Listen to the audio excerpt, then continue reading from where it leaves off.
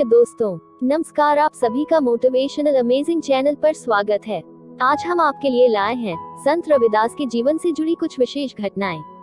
कहानी 1। संत रविदास मोची का काम करते थे, लेकिन इस काम को भी वे भगवान की पूजा मानकर श्रद्धापूर्वक करते थे। एक बार की बात है, एक ब्राह्मण ने उन्हें सोमवती अमावस्या के दिन गंगा नहाने की बात कही।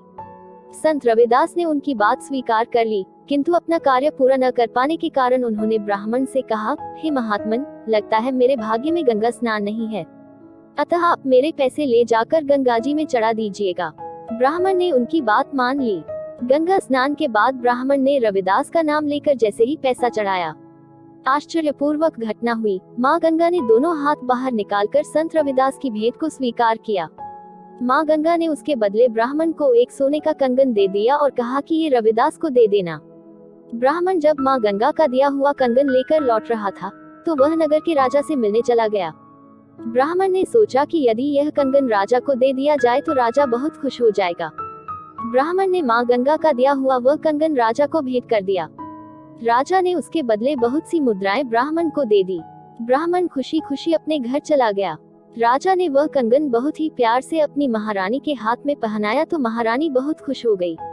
महारानी राजा से बोली, महाराज, ये कंगन तो बहुत ही सुंदर है, परंतु एक ही कंगन।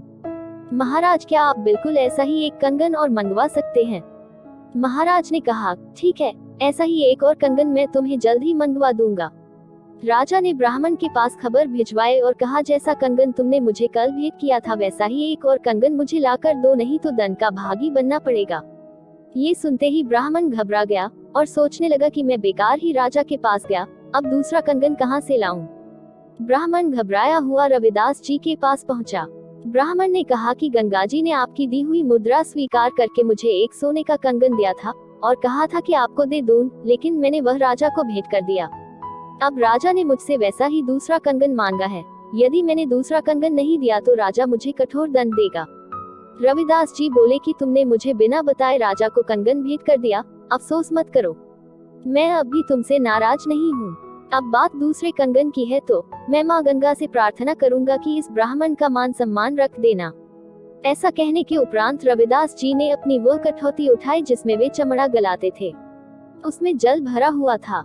उन्होंने माँ गंगा का आह्वान कर अपनी कठौती का जल जैसे ही अपने हाथ में लिया, तभी माँ गंगा प्रकट हुई और रविदास जी के आग्रह पर उन्होंने एक और कंगन ब्राह्मण को दे दिया।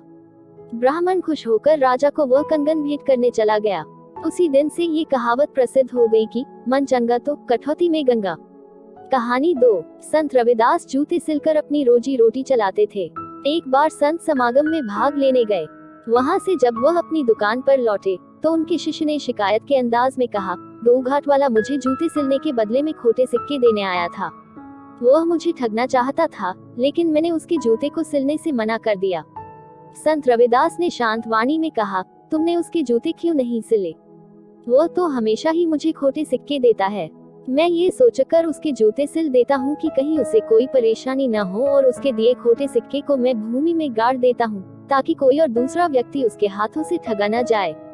दोस्तों, ये वीडियो आपने यहाँ तक देखी है तो आप निश्चित ही जीवन में कुछ बड़ा बदलाव करने के बारे में विचार कर रहे हैं। आप इस वीडियो को लाइक जरूर करें। आपके द्वारा किया गया एक लाइक मुझे नए अच्छे वीडियो बनाने का जोश दिलाता है।